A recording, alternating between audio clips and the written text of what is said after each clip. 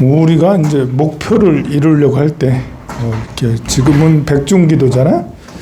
백중기도를 성취해서 조상님을 극락왕생시키든, 아니면 뭐 돈을 많이 벌든, 건강을 이루든, 어떤 목표를 설정할 때, 이룰 때, 어떻게 하면 내가 목표한 거를 이룰 수 있을까? 성공.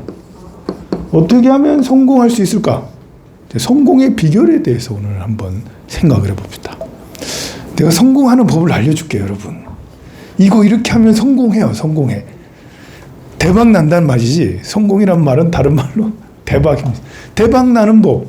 어떻게 하면 대박이 날까? 하늘에서 금덩어리가 떨어진 일은 없어요. 그런 걸 기대하면 대박은 나지 않습니다. 대박이 나려면 일단 성공하려면 목표 또는 가설을 세워야 되겠죠. 돈을 많이 벌겠다라는 건 목표고, 또 돌아가신 영가님을 천도하겠다. 이거는 목표, 이게 약간 신념, 종교적인 게 필요해가지고, 그러니까 우리는 목표지만 남들이 볼 때는 뭐 이상한 걸 하고 있네. 요즘 세상 사람들이 돌아가시면 끝이라고 생각하는 사람들도 있기 때문에 우리는 일단 과학적으로 가설을 세워 우리가 조상님을 천도할 수 있다라는 희망을 가지고 접근하는 거죠. 그리고 우리 아들이 합격한다 라는 것도 목표는 목표지만 남들이 볼 때는 기도한다고 이루어지나? 근데 우리는 신념을 가지고 가설을 세워서 도전을 해야 되겠죠. 목표를 세웠으면 그 다음엔 분석을 해야 돼요.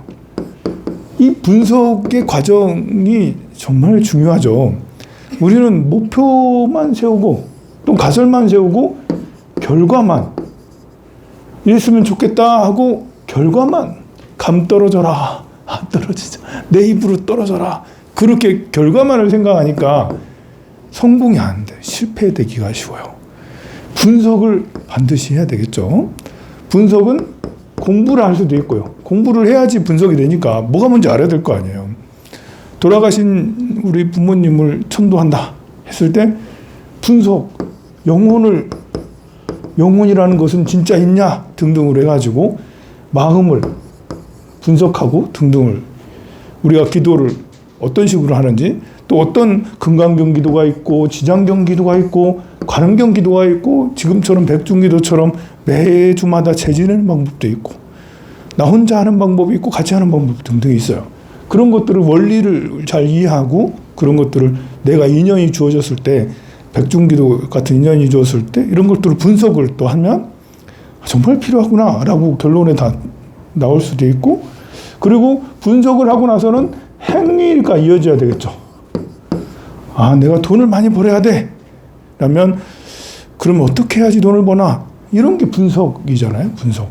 해체해서 보기, 재물에 대해서 해체, 경제학을 공부한다든지 부동산을 한다든지 주식을 한다든지 아니면 다른 뭐 코인을 한다든지 등등의 적금을 든다든지 채권을 한다든지 다양한 것들을 다 분석해서 야, 그 중에 나한테 적당한 게 무엇인가 결론에 도달하면 행동으로 이어져야 되겠죠. 나 결혼하고 싶어. 요즘에는 결혼하기 싫은 사람들도 있지만 30이 넘으면 결혼하고 싶은 사람도 있어요. 좋은 남자친구, 여자친구 만나고 싶어. 그런 것들도 마찬가지로 분석이 필요해야 되겠죠. 내가 좋은 여자 만날 수 있는 사람인가? 내가 좋은 남자 만날 수 있는 사람인가? 그런 것들도 분석을 해야 되고, 내가 원하는 사람 스타일은 뭔가? 이런 것들도 분석을 해야 되겠죠. 그러면 이제 행동이 옷 매무새가 달라지고 말씨가 달라지고 표정이 달라지겠죠.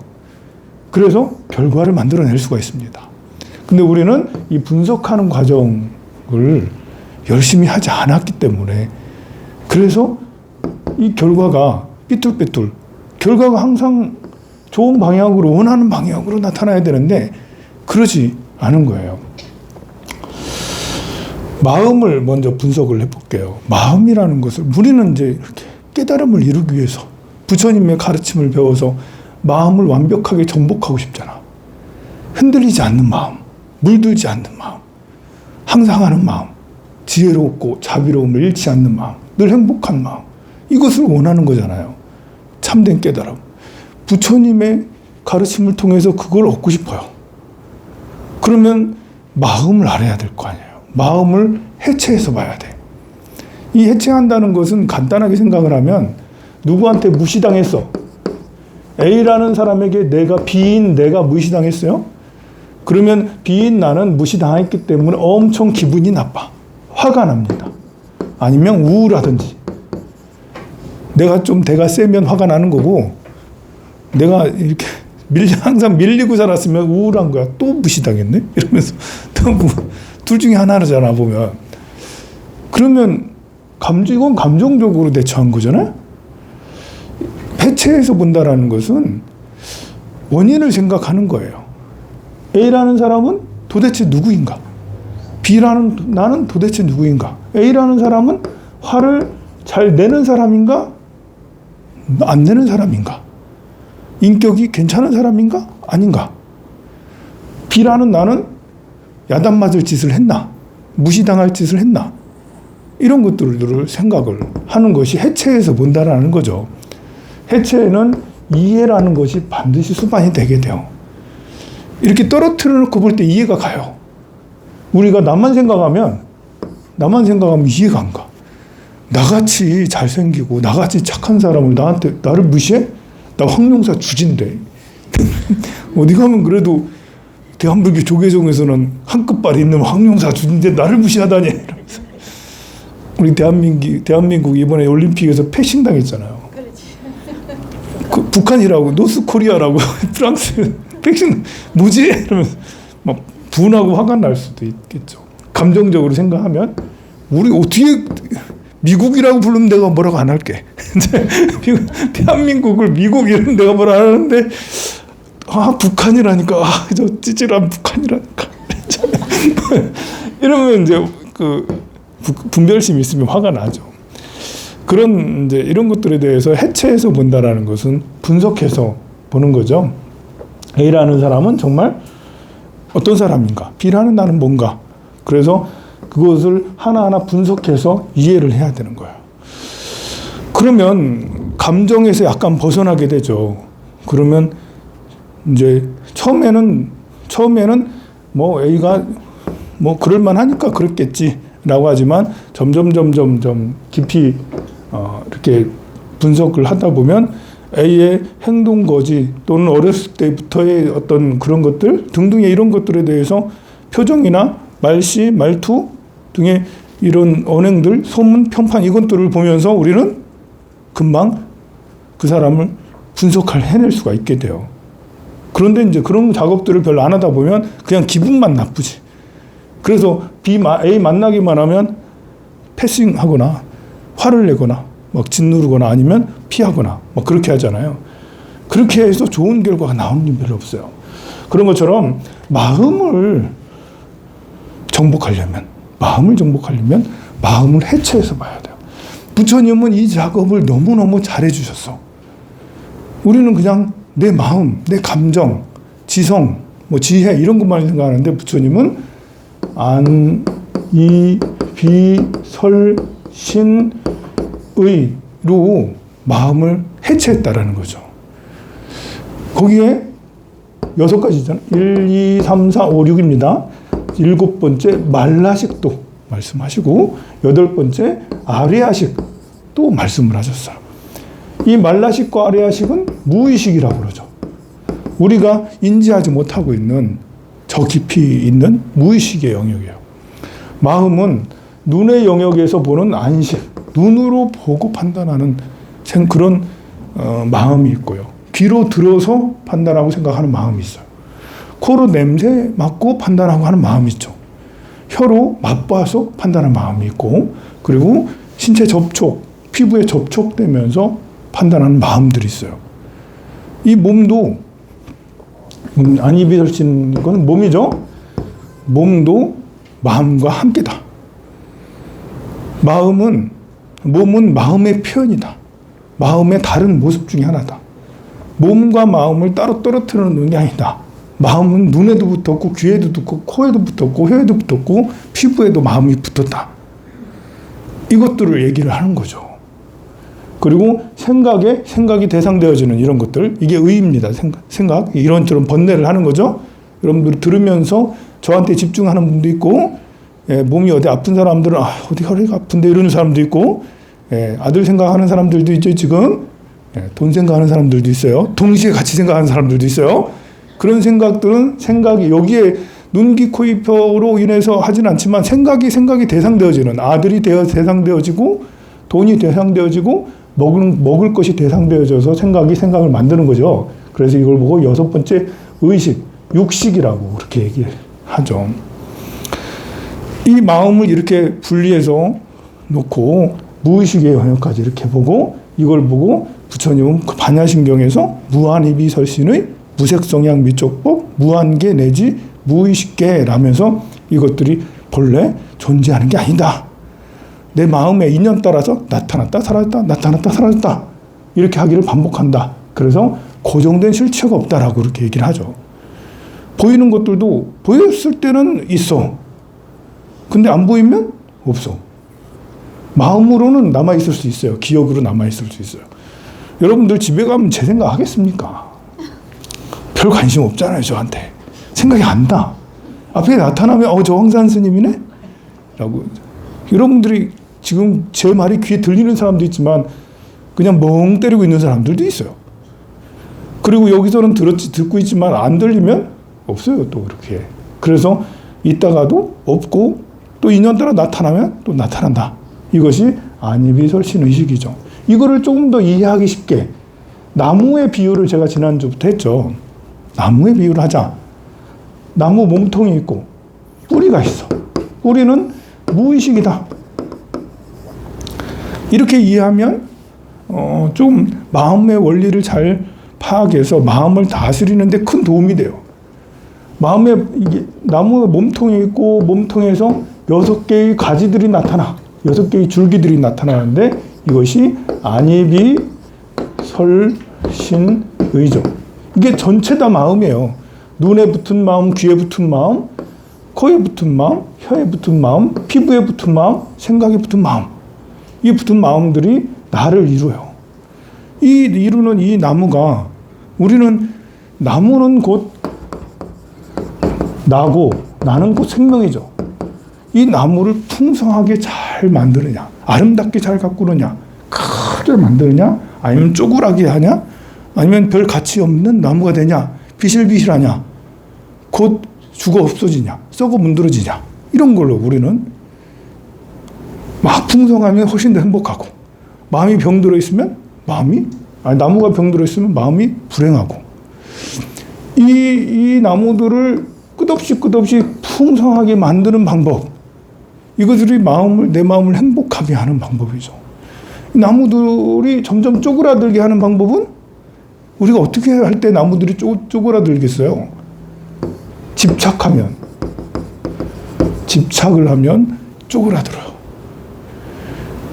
그러니까 욕심을 내면, 분별심을 내서 좋고 나쁘고 이런 것들을 자꾸 따지다 보면 막 헛개비들을 쫓아다니잖아요. 돈 많았으면 좋겠다. 돈은 가질 수 있는 사람만 갖지 없는 사람은 어떻게 할 수 없잖아. 맨날 잃기만 잃고 그러면 이제 없는 것을 계속 쫓아다니는, 남녀의 이성 사랑 이런 것들을 계속 쫓아다니고 이렇게 하기 때문에 집착이 되고 이것들이 점점 축소되고 쪼그라드는 나무로 변합니다. 어떻게 하면 이 나무를 더 활성화시키고 풍성하게 하냐? 그것은 자비와 지혜죠. 그리고 자비와 지혜를 조목조목 또 나눠가지고 어떻게 하는 것이, 이 공덕을 더 짓고 또 수행을 더 하고 하는 것들이 더 풍성하게 한다는 것들을 확실하게 알면 우리는 그러면 더 수행을 열심히 하게 되겠죠. 간단하게 표현해서 이렇게 된 거고, 또 깊이 또 관찰해 나가고 분석해 나가면 더 심층으로 분석해 나갈 수가 있어요. 이와 마찬가지로 처음에 분석이라는 것은 거친 분석이 있고요. 먼저 거친 분석을 통해서 이것을 이렇게 하면 되는구나, 저렇게 하면 되는구나. 이 나무에 비유해서 이것은 안식, 이식, 비식, 설신 이런 거구나라는 것이 거친 분석이에요. 거기 더 나가서 미세한 분석, 미세하게 하나하나 더 분석을 해 나가면 그러면 이것이 행동으로 이어지고 행동은 사마타 수행, 사마타와 이빠사나 수행을 하는 것이죠. 마음을 이해를 다 해가면 행동, 사마타와 이빠사나 수행, 관세음보살하는 수행을 하면 그러면 이 분석의 힘도 더 강해져서 미세 분석을 더 깊게 해갈 수 있고 역시 미세 분석이 더 커지면 더 사마타 수행을, 위파사나 수행을 더 열심히 더 깊게 할 수가 있고 결국은 이렇게 해서 부처가 되는 깨달음을 얻는 이런 것이 이루어지겠죠. 마음 공부를 해서 수행을 해서 해탈하는 가장 기본적인 이런 그 구조 체계라고 할 수가 있는데요. 다른 것도 마찬가지예요. 제가 이제 요양원을 해야겠다 이런 것 가지고 여러분들에게 몇 주 전부터 계속 얘기를 하고 있죠. 작년부터 얘기한 거 아니에요. 스님은 맨날 요양원 노래 부르는데 맨날 한 거 아닙니다. 이제 한 2달 정도 얘기했나요? 그 전에 요양원 얘기 별로 안 했어요. 그렇지 않아요? 맨날 한 거 아닙니다. 그러면 가설, 목표, 요양원을 세워야겠다라는 목표를 세웠어요. 분석을 해야 되잖아요. 간단 분석, 거친 분석, 미세 분석은 하면서 빌드업을 해 나가야 되겠죠. 제가 이렇게 계속 해 나가면서 이것은 되냐 안 되냐 이렇게 하면서 빌드업을 만들어 가지고 이게 확신이 될 때까지 계속 연구를 해야 되겠죠. 그러면 요양원을 하는 데 있어서 제일 중요한 건 뭐겠어요? 분석해야 될 거 아니야. 분석. 뭐가 제일 중요하겠어요? 돈이지. 돈이지. 이러면서 자금 이렇게. 그리고 땅은 이제 구했으니까 땅은 이제 우리가 매입을 했어요. 낙찰을 받았어요. 너무 신기하지 않아요?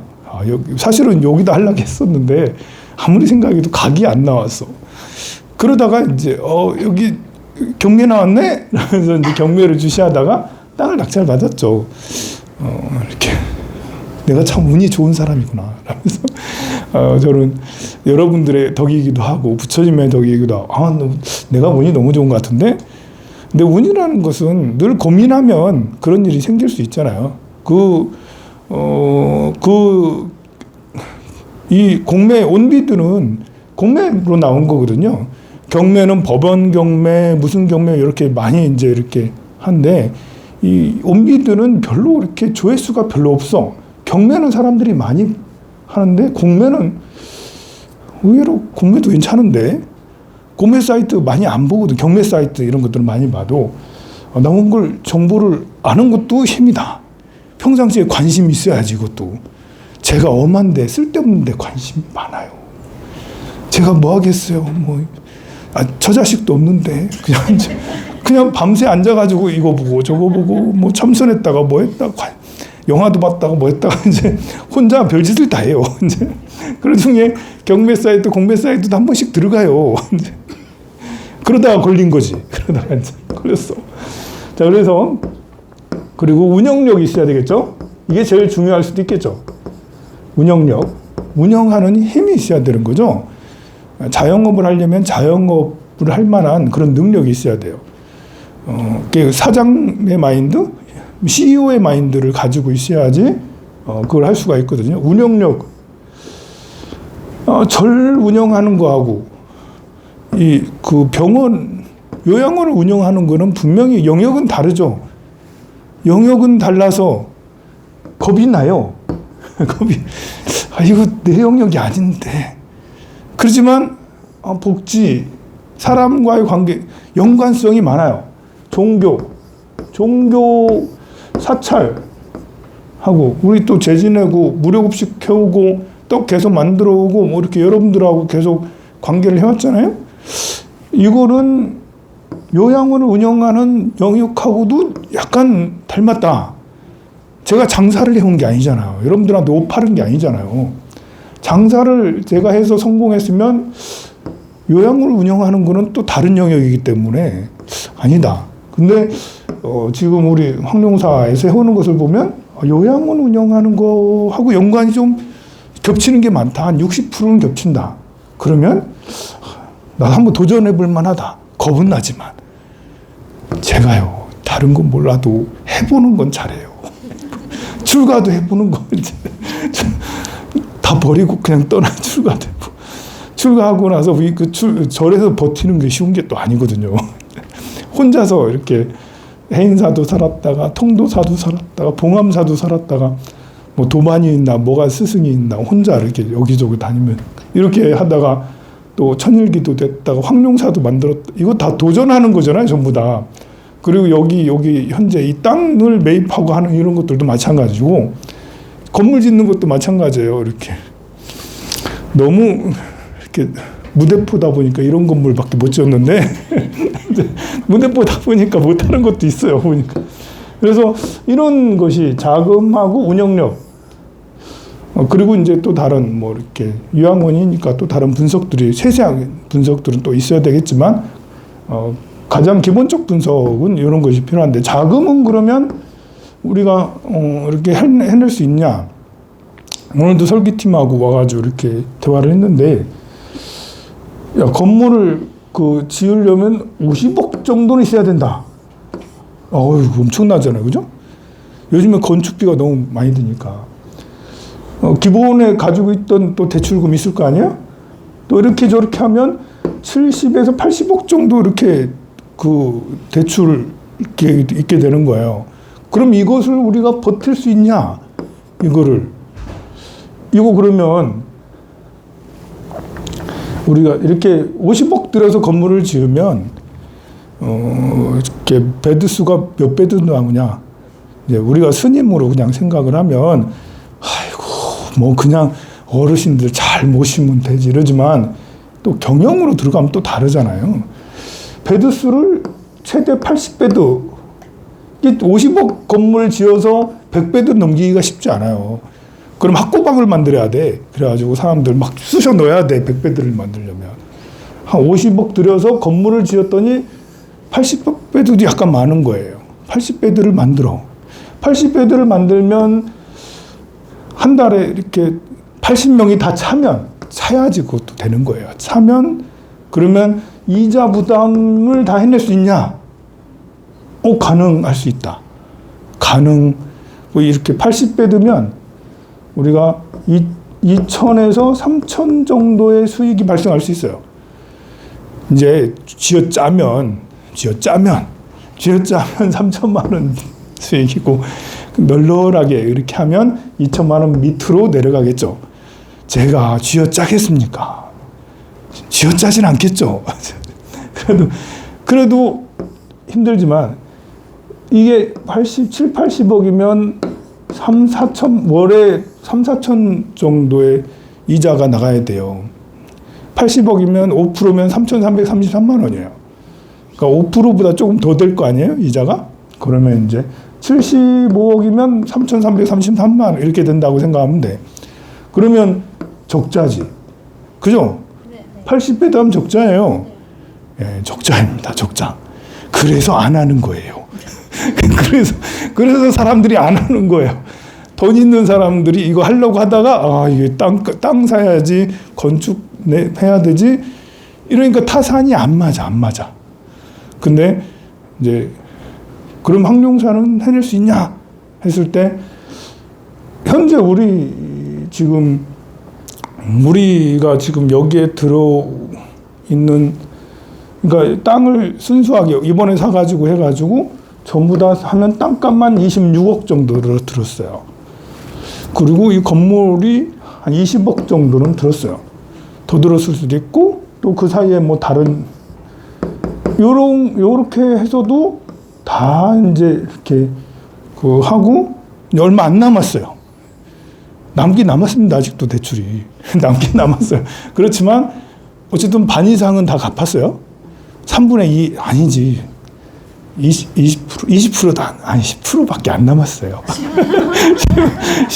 요거에 10%밖에 그것도 10%도 안 될 것 같은데 어쨌든 나름 열심히 해서 그러면 답이 좀 나오겠죠?